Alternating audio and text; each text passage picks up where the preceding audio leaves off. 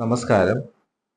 The path is the goal എന്ന discussion സീരീസിന്റെ അടുത്ത സെഷനിലേക്ക് വീണ്ടും ഏവർക്കും സ്വാഗതം. നമുക്ക് ആദ്യം മെഡിറ്റേഷൻ ചെയ്യാം. കണ്ണുകൾ അടച്ച് ശാന്തമായിരിക്കും.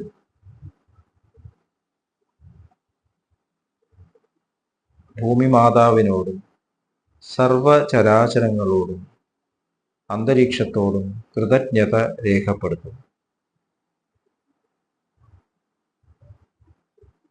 ഭൂമി മാതാവിൽ നിന്നുമുള്ള ഹീലിംഗ് എനർജി കാലുകളിലൂടെ പ്രവേശിച്ച് ശരീരം മുഴുവൻ വ്യാപിക്കുന്നതായും ശരീരത്തിലെ ഓരോ കോശങ്ങളെയും ഓരോ ഭാഗങ്ങളെയും റിലാക്സ് ചെയ്യാൻ സഹായിക്കുന്നതായും അനുഭവിക്കും.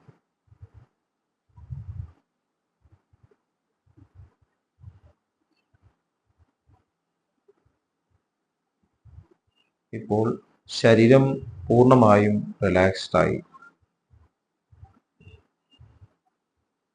ഈ റിലാക്സേഷൻ ഹൃദയത്തിൽ അനുഭവിക്കൂ.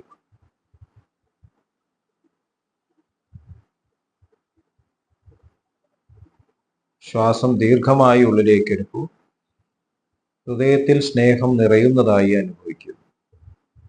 ശ്വാസം പുറത്തേക്ക് വിടുമ്പോൾ സ്നേഹം പ്രപഞ്ചം മുഴുവൻ വ്യാപിക്കുന്നതായും അനുഭവിക്കൂ.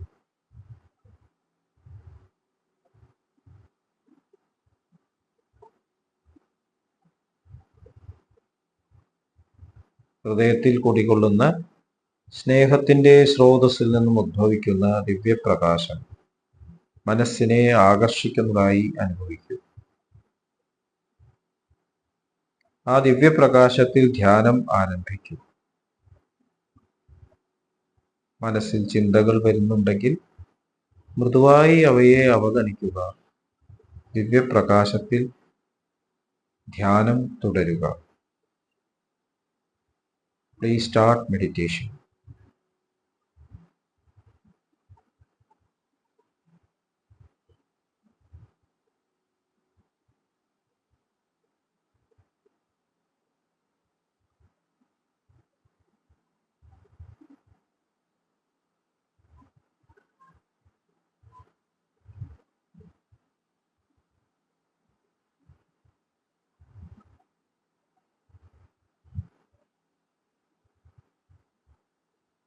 ഓക്കെ, കണ്ടീഷൻ ഹൃദയത്തിൽ നിലനിർത്തി പതുക്കെ കണ്ണുകൾ തുറക്കൂ.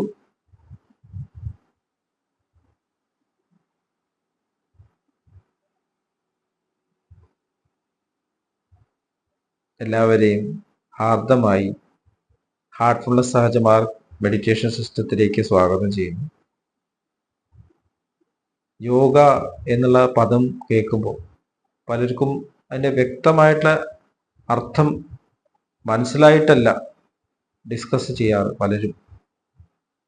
യോഗ എന്ന് പറയുമ്പോൾ ഒരു കംപ്ലീറ്റ് പാക്കേജ് ആണ് എന്ന് സഹജമാർഗത്തിന്റെ ഗുരുനാഥനായിട്ടുള്ള ദാജി നമുക്ക് പറഞ്ഞു തന്നിട്ടുണ്ട്. കംപ്ലീറ്റ് പാക്കേജ് ആണ്. അപ്പൊ ആ പാക്കേജ് മുഴുവൻ ഉൾക്കൊണ്ട് അതിന്റെ കൾമിനേഷൻ ആയിട്ടുള്ള സമാധി അതിലെത്തിച്ചേർന്നത് ജീവിതത്തിൽ മാനിഫെസ്റ്റ് ചെയ്യുക. ഇതൊരു റെവല്യൂഷണറി ആയിട്ടൊരു കാര്യമാണ്. ഇത് വളരെ ലളിതമായിട്ട് നമുക്ക് ജീവിതത്തിൽ കൊണ്ടുവരാൻ സാധിക്കും. എങ്ങനെയാണ് ഹാർട്ട്ഫുൾനെസ് സഹജമാർഗ് മെഡിറ്റേഷൻ സിസ്റ്റത്തിൽ ജോയിൻ ചെയ്യുക എന്നതിനെ കുറിച്ച് ഡീറ്റെയിൽസ് ഡിസ്ക്രിപ്ഷൻ ബോക്സിൽ കൊടുത്തിട്ടുണ്ട്. നമ്മുടെ ലൈഫ് ഒരു എഡ്യൂക്കേഷനാണ്, ജീവിതം എഡ്യൂക്കേഷനാണ്. നമ്മൾ പുറമേ നിന്നുണ്ടാവുന്ന അനുഭവങ്ങൾ, ജാഗ്രത അവസ്ഥയിൽ ഓബ്ജക്റ്റീവ് ആയിട്ടുണ്ടാവുന്ന അനുഭവങ്ങൾ, അത് റെക്കോർഡ് ചെയ്യപ്പെടുന്നത് ഉള്ളിലാണ്. ഇപ്പൊ ഉള്ളിൽ റെക്കോർഡ് ചെയ്യുമ്പോൾ അത് ശരിയായിട്ടുള്ള അറിവായിട്ട് റെക്കോർഡ് ചെയ്യണം. എങ്കിൽ മാത്രമേ നമുക്ക് ഈ ലോകത്തിലൊരു നല്ല ഒരു വ്യക്തിയായിട്ട് നമുക്ക് ജീവിക്കാൻ പറ്റുള്ളൂ. നമ്മൾ അതിലൊക്കെ നമ്മുടെ ഇമോഷണൽ ആയിട്ടുള്ള അറ്റാച്ച്മെന്റ് കൊണ്ടുവരുന്നതുകൊണ്ട് നമ്മൾ അതിൽ അറ്റാച്ച്ഡ് ആവുന്നുണ്ട്. നമുക്കിവിടെ ഒരു പ്യൂർ ആയിട്ടുള്ള ഒരു ജീവിതം കാഴ്ചവെക്കാൻ സാധിക്കുന്നില്ല. നമ്മളെപ്പോഴും പലതിനോടും അറ്റാച്ച്ഡ് ആണ്. കാരണം ഇതിന് പുറകിൽ നമുക്കൊരു ഇമോഷണൽ കണ്ടന്റ്, നമ്മുടെ ഉള്ളിൽ അങ്ങനെയുള്ള വിത്തുകളാണ് നമ്മൾ ഇട്ടിരിക്കുന്നത്. ആ വിത്തുകൾ തന്നെയാണ് മരമായിട്ട് വരുന്നത്. അപ്പോൾ യഥാർത്ഥത്തിലുള്ള വിത്തായിട്ടുള്ള പ്യൂരിറ്റി, സ്നേഹം ഇവിടെ വളരാനായിട്ട് നമ്മുടെ അനുഭവങ്ങളിൽ നമ്മൾ ശ്രദ്ധിച്ചുകൊണ്ട് നമ്മുടെ മനസ്സിൽ ഉയർച്ച കൊണ്ട് അപ്പൊ കാതലായിട്ടുള്ള കാര്യം മനസ്സിന്റെ ഉയർച്ചയാണ്, ജീവിതത്തിന്റെ ലക്ഷ്യം, യോഗയുടെ ലക്ഷ്യം. ഈ ഒരു കാര്യം നമ്മൾ ഒരിക്കലും വിസ്മരിക്കരുത്. എന്തൊരു പ്രാക്ടീസ് ചെയ്യുകയാണെങ്കിലും മനസ്സ് ഉയരുന്നുണ്ടോ എന്നുള്ളത് ശ്രദ്ധിക്കാം. എഡ്യൂക്കേഷൻ ആയാലും, ഫിസിക്കൽ എക്സസൈസ് ആയാലും, ബിസിനസ് ആയാലും, വിദ്യാഭ്യാസമായാലും, എന്തൊരു കാര്യമായാലും, ഭരണമായാലും, നമ്മൾ പല ജോലികളും ചെയ്യുന്നുണ്ടാവും. പക്ഷെ ശ്രദ്ധിക്കേണ്ട ഒരു കാര്യമാണ്, ഞാൻ ബെറ്റർ ആവുന്നുണ്ട്, എൻ്റെ മനസ്സ് ഉയരുന്നുണ്ട്. മനസ്സ് ഉയരുന്നുണ്ട്, ഞാൻ പോകുന്ന വഴി ശരിയാണ്. മനസ്സ് ഉയരുന്നില്ലെങ്കിൽ എന്തോ ഒരു കറക്ഷൻ കൊണ്ടുവരേണ്ട കാര്യം. ഭഗവാൻ ഭഗവത്ഗീതയിൽ ഉദ്ധരേതാത്മനാത്മാനം ന ആത്മാനം അവസാദേ ആത്മൈവ ആത്മനോ ബന്ധു ആത്മൈവ രിപുരാത്മന എന്ന് പറയുന്നു. നമ്മുടെ ജീവിതത്തിന്റെ ഫൗണ്ടേഷനാണ് മനസ്സിനെ ഉയർത്തുക. അപ്പൊ ആ പ്രക്രിയയിലൂടെയാണ് നമ്മളിപ്പോ പരാവിദ്യയിൽ കടന്നുപോയിക്കൊണ്ടിരിക്കുന്നത്. മനസ്സിന്റെ റെഗുലേഷൻ. ഇപ്പൊ നമ്മൾ യമം, നിയമം, മനസ്സിന്റെ ഡൈവേഴ്സിഫൈഡ് ടെൻഡൻസീസിനെ വിഡ്രോ ചെയ്തിട്ട് ഈശ്വര പ്രണിധാനത്തിൽ നമ്മുടെ ഉള്ളിൽ തന്നെയുള്ള ആ പൂർണ്ണതയിലേക്ക് എത്തിച്ചേരാൻ, ഒരു ഹ്യൂമിനിറ്റിയോട് എത്തിച്ചേരാനുള്ള സ്റ്റേറ്റിലാണ് എത്തിയിരിക്കുന്നത്. ഇതൊന്നും പല ഘട്ടങ്ങളല്ല, ഇതൊക്കെ ഒന്നിച്ച് സംഭവിക്കേണ്ട കാര്യങ്ങളാണ്. ഇത് എക്സ്പ്ലെയിൻ ചെയ്തിരിക്കുന്നത് പല ഘട്ടങ്ങളായിട്ട് എക്സ്പ്ലെയിൻ ചെയ്ത് കാര്യം മനസ്സിലാക്കാൻ വേണ്ടി മാത്രമാണ്. അപ്പൊ അടുത്ത സ്റ്റേജ് എന്ന് പറഞ്ഞാൽ നമ്മുടെ ശരീരത്തിനോടുള്ള ഡ്യൂട്ടിയാണ്, നമ്മുടെ ചുറ്റുമുള്ള സോഷ്യലായിട്ട് ഡ്യൂട്ടിയാണ് യമവും നിയമവും എന്ന് പറയുന്നത്. നമ്മുടെ ജീവിതം എന്ന് പറഞ്ഞാൽ ഈ യൂണിവേഴ്സിനോടുള്ള കണക്ഷനാണ്. അതെല്ലാം ഞാൻ തന്നെയാണ് യഥാർത്ഥത്തിൽ. അപ്പൊ അതിനോട് ഞാൻ എങ്ങനെ ഇടപെടണം, അതിൽ പൂർണ്ണമായ ഡ്യൂട്ടിയോടെ നമ്മൾ ഇടപെടണം, മനസ്സിനെ റെഗുലേറ്റ് ചെയ്യണം. ഇതാണ് യമ നിയമം. ഇനി അത് ചെയ്തു കഴിഞ്ഞാൽ നമുക്ക് ശരീരത്തിലുള്ള ഡ്യൂട്ടി നമുക്ക് നിർവഹിക്കാൻ പറ്റും. നമുക്ക് ഒരു സ്ഥലത്ത് മിണ്ടാണ്ട് ഇരിക്കാൻ പറ്റും. പലർക്കും ഒരു സ്ഥലത്ത് ഇരിക്കാൻ പറ്റില്ല. മിക്ക ആൾക്കാർക്കും ഒരു സ്ഥലത്ത് ഇരുന്നാൽ വേറെ എവിടെയും പോകുന്നു. ശരീരമാണെങ്കിൽ മനസ്സ് പോവും, അവിടേക്ക് പോകും. നമ്മൾ ഒരു സ്ഥലത്ത് ഇരിക്കുകയായിരിക്കും, മനസ്സ് വേറെ എവിടെയെങ്കിലും. ഒരു റെസ്റ്റ്ലെസ്നെസ്. ഒരു സ്ഥലത്ത് ഇരിക്കൂ എന്ന് പറഞ്ഞാൽ നമുക്ക് ഇരിക്കാൻ പറ്റില്ല. അപ്പൊ ആദ്യം വേണ്ടത് നമ്മൾ ഈ വണ്ടി പാർക്ക് ചെയ്യാന്നാണ്, വെഹിക്കിളിനെ പാർക്ക് ചെയ്യുക. അതാണ് ആസനസ്ഥരാവുക എന്നാണ്. അപ്പൊ ഒരു സുഖമായിട്ടുള്ള ഒരു പോസ്റ്ററിൽ റിലാക്സ്ഡ് ആയിട്ട് ഇരിക്കുക എന്നുള്ളത് അത്ര എളുപ്പമുള്ള കാര്യമല്ല. അപ്പൊ അങ്ങനെ എത്ര നേരം നമുക്ക് ഇരിക്കാൻ പറ്റും? അത് ഇരിക്കണം എന്നുണ്ടെങ്കിൽ നമ്മൾ നമ്മുടെ ഡ്യൂട്ടീസ് നിർവഹിച്ചിട്ടുണ്ടാവണം. അപ്പൊ നമ്മളെല്ലാം കംപ്ലീറ്റ് ആയി, ശാന്തനാണ്, സ്വസ്ഥനാണെന്ന് പറയും. അതാണ് സ്വാസ്ഥ്യം എന്ന് പറയും. അപ്പൊ അങ്ങനെ സ്വസ്ഥമായിട്ട് ഇരിക്കലാണ് യഥാർത്ഥത്തിൽ ആസനം എന്ന്. സ്ഥിരം സുഖം ആസനം എന്നാണ് പതഞ്ജലി മഹർഷി പറഞ്ഞത്. അപ്പൊ ആസനം എന്ന് പറഞ്ഞാൽ ഫിസിക്കൽ എക്സസൈസസ് ആയിട്ട് പലരും കൺഫ്യൂസ് ചെയ്യുന്നുണ്ട്. അപ്പൊ ആസനങ്ങൾ വേണോ, അത് ശരീരത്തിന് ആരോഗ്യത്തിന് നല്ലതാണോ, ഇങ്ങനെ പല ചർച്ചകളും നമ്മൾ കേട്ടിട്ടുണ്ട്. ആ ഫിസിക്കലായിട്ടുള്ള പോസ്റ്റേഴ്സ് എന്തിനു വേണ്ടിയിട്ടാണ് ഉണ്ടായിട്ടുള്ളത്? അപ്പൊ നമുക്ക് ഒരു പോസ്റ്ററിൽ നിന്നിട്ട് നമ്മുടെ ലക്ഷ്യം മനസ്സിനെ റെഗുലേറ്റ് ചെയ്യാണ് എന്നുള്ളത് നമുക്ക് വ്യക്തമായിട്ട് മനസ്സിലാക്കണം. അപ്പൊ ആ ഒരു ലക്ഷ്യത്തിലേക്ക് നമ്മൾ പോകണമെന്നുണ്ടെങ്കിൽ നമ്മുടെ ശരീരം കംഫർട്ടബിൾ ആവും.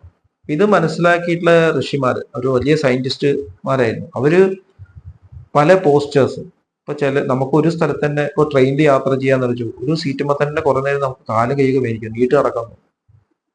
അപ്പൊ അങ്ങനെയൊന്നും ചെയ്യാതെ നമുക്ക് ഇരുന്നു കൊണ്ട് തന്നെ പല പോസ്റ്റേഴ്സ് ഇരുന്നുകൊണ്ട് ബോഡിയിലേക്കുള്ള ബ്ലഡ് ഫ്ലോ ഈക്വൽ ആയിട്ട് കൊടുക്കാൻ സാധിക്കും, ബോഡിയോടുള്ള ഡ്യൂട്ടി നിർവഹിക്കുക. ഇങ്ങനെയാണ് നമ്മൾ ആസനത്തിനെ മനസ്സിലാക്കുന്നത്. നമ്മുടെ ശരീരത്തിനുള്ള ഡ്യൂട്ടി, നമ്മുടെ ശരീരത്തിൽ ഓരോ ഭാഗങ്ങളും ശരിക്കും അതിൻ്റെതായിട്ട് ഇന്റലിജൻസ് കൊണ്ടുനടക്കുന്നു. അപ്പൊ ഓരോ സെല്ലും ഒരു ഓർഗാനിസമാണ്.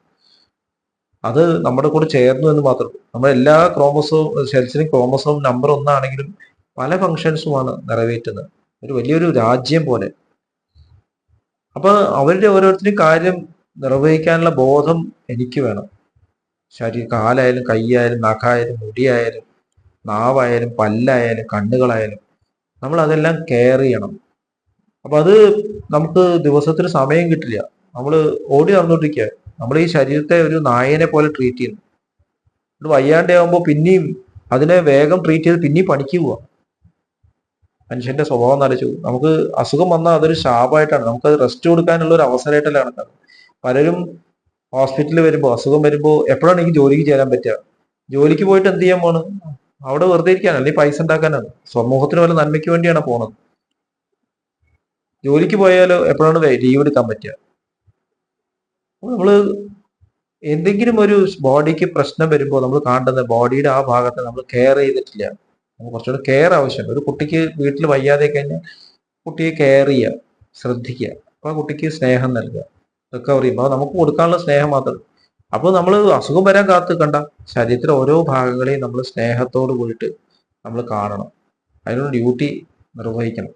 അവിടെയാണ് യോഗാസനത്തിന്റെ പ്രാധാന്യം. അപ്പൊ നമ്മൾ മെഡിറ്റേഷൻ ചെയ്യുന്നതിന് മുമ്പ് വളരെ മിനിമം ആയിട്ടുള്ള എക്സസൈസ് നമ്മൾ ഇതിന്റെ തുടക്കത്തിൽ സെഷൻസിന് തുടക്കത്തിൽ പറഞ്ഞു, വളരെ സിമ്പിൾ ആയിട്ടുള്ള കുറച്ച് എക്സസൈസ് ഉണ്ട്, അത് ചെയ്യാം. നമുക്ക് ക്ഷീണം വരാത്ത രീതിയിൽ നമ്മൾ ടാക്സ് ചെയ്യരുത് ശരീരത്തിനെ. ഡയബറ്റിസ് ഉണ്ട്, ഹൈ ബ്ലഡ് പ്രഷർ ഉണ്ടെന്ന് പറഞ്ഞാൽ ആദ്യം ചെയ്യുക ആൾക്കാർ ക്യാൻവാസ് ഷൂ വാങ്ങും, പിന്നെ ഒരു പാൻറ് വാങ്ങും, പൈസ ചിലവാക്കാനാണ് ആദ്യം. എന്നിട്ട് മോർണിംഗ് വാക്കിന് ഇറങ്ങുകയാണ്. അപ്പോൾ ഫ്രണ്ട്സിന്റെ കൂടെ പോകുന്നു, നടന്നു പോയിട്ട് കുറച്ച് പോയി ചായ കുടിക്കുന്നു, വട തിന്നുന്നു. 3-4 ദിവസം കഴിഞ്ഞാൽ മഴ പെയ്ത് അതോടുകൂടി നടത്തം നിർത്തുന്നു. ഇത്രയും നമ്മൾ ബുദ്ധിമുട്ടുള്ള കാര്യമുണ്ടോ? വീട്ടിന്റെ ഉള്ളില് സിമ്പിളായിട്ട് ചെയ്യാൻ പറ്റുന്ന എക്സസൈസ് ഉണ്ട്. നമ്മുടെ ശരീരത്തിൽ ഓരോ ഭാഗങ്ങളെയും ശ്രദ്ധിക്കാൻ നമുക്ക് സാധിക്കും. ഒരു 10-20 മിനിറ്റ്, അരമണിക്കൂർ സ്പെൻഡ് ചെയ്യാൻ പറ്റും. ബോഡിയിലെ ഓരോ ഭാഗവും നമ്മൾ കെയർ ചെയ്യണം. നമ്മൾ പറയാം, ഞാൻ നിന്നെ ശ്രദ്ധിക്കുന്നു, എൻ്റെ ശ്രദ്ധ അങ്ങോട്ട് പോകണം. അതാണ് ഫിസിക്കൽ എക്സസൈസും യോഗയും നമ്മൾ വ്യത്യാസം. യോഗ റിലാക്സ് ചെയ്യാനുണ്ട്, അല്ലാതെ സ്ട്രെയിൻ ചെയ്യാനുള്ളതല്ല. യോഗ കഴിഞ്ഞാൽ നമ്മൾ റിലാക്സ്ഡ് ആണ്. ശരീരത്തിലെ ഓരോ ഭാഗങ്ങളും കെയർ ചെയ്തിട്ട് നമ്മൾ സെറ്റിൽഡ് ആയിട്ട് ഇരിക്കാൻ സാധിക്കണം. അപ്പൊ നമ്മൾ ബോഡിയെ കെയർ ചെയ്ത് കഴിഞ്ഞാൽ ബോഡി നമ്മുടെ കൂടെ കോപ്പറേറ്റ് ചെയ്യും. ഒന്ന് ശ്രമിച്ചു നോക്കും, നമുക്ക് ധ്യാനത്തിന് വളരെ എളുപ്പമാവും. അപ്പൊ നമ്മൾ ഈ സെഷന്റെ തുടക്കത്തിൽ തന്നെ ശരീരത്തിൽ ഓരോ ഭാഗങ്ങളും റിലാക്സ് ആവുന്നു എന്നുള്ള സങ്കല്പം കൊണ്ടുവരാൻ നമ്മൾ പറയുന്നു. ഭൂമി മാതാവ് അതിന് സഹായിക്കുന്നു. അപ്പൊ അതിന് തൊട്ട് മുമ്പേ നമുക്ക് വളരെ ലൈറ്റായിട്ട് എക്സസൈസ് ചെയ്തിട്ട് നമുക്ക് ഇരിക്കാം. ഇല്ലെങ്കിൽ ഇതിന് തൊട്ട് പുറകെ ചെയ്യാം. നമ്മൾ മെഡിറ്റേറ്റീവ് സ്റ്റേറ്റ് നിലനിർത്തിക്കൊണ്ട് ശരീരത്തിൽ എല്ലാ ഭാഗം 2 സമയത്തും ചെയ്യാം, അല്ലെങ്കിൽ ഇത് കഴിഞ്ഞിട്ടും ചെയ്യാം. മെഡിറ്റേറ്റീവ് സ്റ്റേറ്റ് എനിക്ക് കിട്ടിയിട്ടുള്ള ഈ മെഡിറ്റേറ്റീവ് കണ്ടീഷൻ ഞാൻ ശരീരവുമായി ഷെയർ ചെയ്യണം. നമുക്കൊരു നല്ലൊരു ഗിഫ്റ്റ് കിട്ടിക്കഴിഞ്ഞാൽ അത് നമ്മൾ ആദ്യം തന്നെ എന്താ, നമുക്ക് സ്നേഹമുള്ളവർക്ക് നമ്മൾ ഷെയർ ചെയ്യും. നമുക്കൊരു കേക്ക് കിട്ടി എല്ലാവരും കട്ട് ചെയ്ത് എല്ലാവരും കൊടുക്കും. അതുപോലെ മെഡിറ്റേഷൻ ചെയ്യുമ്പോൾ നമുക്ക് കിട്ടിയിട്ടൊരു സ്പിരിച്വൽ കണ്ടീഷൻ ഉണ്ട്. സഹജമാർഗത്തിൽ നമുക്ക് ആദ്യം തന്നെ നൽകുകയാണ്. ട്രാൻസ്മിഷൻ പ്രാണാഹുതിയിലൂടെ നമുക്ക് പൂർണ്ണത നൽകുകയാണ് ഓരോ സിറ്റിങ്ങിലും. അതാണ് സഹജമാർഗത്തിന്റെ പ്രത്യേകത. ഇത് അനുഭവിച്ചാലേ അറിയും. അത് കിട്ടിയതിന് ശേഷം നമ്മൾ എന്താണ് ആനന്ദത്തോടു കൂടിയിട്ട് ശരീരത്തെ എല്ലാ ഭാഗങ്ങളുമായിട്ട് ഷെയർ ചെയ്യും. അങ്ങനെയും നമുക്ക് ആസനത്തെ ഫിസിക്കൽ എക്സസൈസ് ചെയ്യാം, അപ്പോഴും ചെയ്യാം. അപ്പോൾ 2 സമയത്തും ചെയ്യാം. അപ്പോൾ മെഡിറ്റേഷൻ ചെയ്യുന്നതിന് ലൈറ്റ് ആയിട്ട് ഇരുന്ന് റിലാക്സ്ഡ് ആയിട്ട് മെഡിറ്റേഷൻ ചെയ്യാം. എന്നിട്ട് നമുക്കിത് കഴിഞ്ഞിട്ട് ആദ്യം കാണാം എന്നുള്ള ഒരു സങ്കല്പം, നമുക്ക് ഇനിയും കണ്ടുമുട്ടാവുന്ന സങ്കല്പത്തിൽ ഇരിക്കുക. മെഡിറ്റേഷൻ കഴിഞ്ഞാൽ ഉടനെ തന്നെ നമുക്ക് ഒന്നുകൂടി ഷെയർ ചെയ്യും, ശരീരമായി ഷെയർ ചെയ്യും. എന്നിട്ട് ഒരു സജഷൻ കൊടുക്കാൻ, ഇനി നമുക്ക് ഒന്നിച്ചിട്ട് ഈ ഇന്നത്തെ ദിവസത്തേക്ക് കടക്കാം, യാത്രയിൽ നമ്മൾ ഒന്നിച്ചാണ് എന്നുള്ള ആ ഭാവത്തിൽ. അപ്പോൾ ശരീരം നമ്മളായിട്ട് കോപ്പറേറ്റ് ചെയ്യും. നമുക്ക് ചിലപ്പോൾ രോഗങ്ങൾ ഉണ്ടാവും, പക്ഷെ ഇതൊന്നും നമ്മൾ ഡിസ്റ്റർബ് ചെയ്യില്ല. ഇത് പേഴ്സണൽ ഒപ്പീനിയൻ, ഒരു അനുഭവത്തെന്ന് പറയുന്നതാണ്. ഇത് കഴിഞ്ഞ് വൈകുന്നേരം വരുമ്പോൾ ഇതേമാതിരി തന്നെ ശരീരത്തിനോട് താങ്ക്സ് പറയുക. നമ്മൾ ക്ലീനിങ് ചെയ്യുന്നു, ശുദ്ധീകരണം വൈകുന്നേരമാണ് ചെയ്യുന്നത്. കിടക്കുമ്പോൾ പ്രാർത്ഥന, അവിടെ നമ്മൾ ശരീരം വൃത്തിയാക്കുന്നു, ആവശ്യത്തിലുള്ള ഭക്ഷണം കഴിക്കുന്നു. യുക്താഹാര വിഹാരസ്യ യുക്തചേഷ്ടസ്യ കർമ്മസു യുക്ത സ്വപ്നാവബോധസ്യ യോഗോ ഭവതി ദുഃഖ എന്നാണ് ഭഗവാൻ പറയുന്നത്. നമ്മൾ എല്ലാത്തിലും ഒരു മോഡറേഷൻ കൊണ്ട് ശരീരത്തിനെ നോക്കുന്നില്ല. പീഡിപ്പിക്കാനും പാടില്ല, പ്രീണിപ്പിക്കാനും പാടില്ല. കുട്ടികളെ വല്ലാണ്ട് പ്രീണിപ്പിച്ചു കഴിഞ്ഞാൽ കുട്ടികൾ തലയിൽ കയറും. അതുപോലെ ശരീരത്തെ വല്ലാണ്ട് പ്രീണിപ്പിച്ചതിന് ശരീരം നമ്മളെ ഡോമിനേറ്റ് ചെയ്യും. അപ്പൊ ആസനം തന്നെ ജീവിതം എന്ന് പറഞ്ഞ് ശരീരത്തിൽ എക്സസൈസിന് കുടുങ്ങി പോകാൻ പാടില്ല. അതൊരു സ്റ്റെപ്പാണ്, നമ്മൾ മെഡിറ്റേഷനിലേക്ക് പോകാനുള്ള ഒരു സ്റ്റെപ്പാണ്. ഇത് റിയലൈസ് ചെയ്യുന്നുണ്ട്. അതുകൊണ്ടാണ് ഗോൾ ഫിക്സിങ് ഇമ്പോർട്ടൻ്റ് ആണെന്ന് പറയുന്നത്. അത് റിയലൈസ് ചെയ്യാണ്ട് നമ്മൾ ശരീരത്തെ കെയർ ചെയ്യുക, ഭക്ഷണം പാകത്തിന് കഴിക്കുക, ഉറക്കം ഉണരലും പാകത്തിന്, ശരീരം കോപ്പറേറ്റ് ചെയ്യും. ശരീരത്തിന്റെ ഓരോ കോശങ്ങൾക്ക് ഈ വിവരം അറിയാം. നമ്മൾ ഒരു യാത്ര ഇത് നമ്മൾ ബോധ്യപ്പെടുത്തണം. എന്നിട്ട് നമ്മൾ ധ്യാനത്തിൽ പോകുമ്പോൾ ബോഡിയും നമ്മുടെ കൂടെ തന്നെ യാത്രയിൽ പങ്കെടുക്കുന്നു. ശരീരത്തിലെ ഓരോ കോശങ്ങളും ലിബറേറ്റഡ് ആവുന്നു എന്നാണ് മാസ്റ്റേഴ്സ് പറയുന്നത്. ശരീരത്തിലെ കോശങ്ങൾ നമ്മുടെ കൂടെയുള്ളവരും സൊസൈറ്റിക്കും ഒക്കെ ഗുണം നൽകുകയാണ്.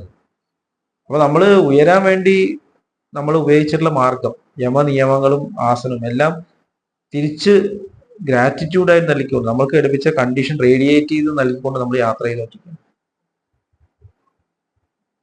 അതാണ് ഒരു ബ്യൂട്ടി ഹാർട്ട്ഫുൾനെസ്സിന്റെ. നമുക്ക് കിട്ടുന്നതും നമുക്ക് വെക്കാനുള്ളതല്ല, ഇതൊക്കെ നൽകാനുള്ളതാണ്. നമുക്ക് തന്നുകൊണ്ടിരിക്കുന്നു, നമ്മൾ അതേപോലെ തന്നെ പ്രവഹിച്ചുകൊണ്ട് നമ്മൾ യാത്ര ചെയ്യുന്നു, എല്ലാവരെയും കൂടെ കൊണ്ടുപോകും.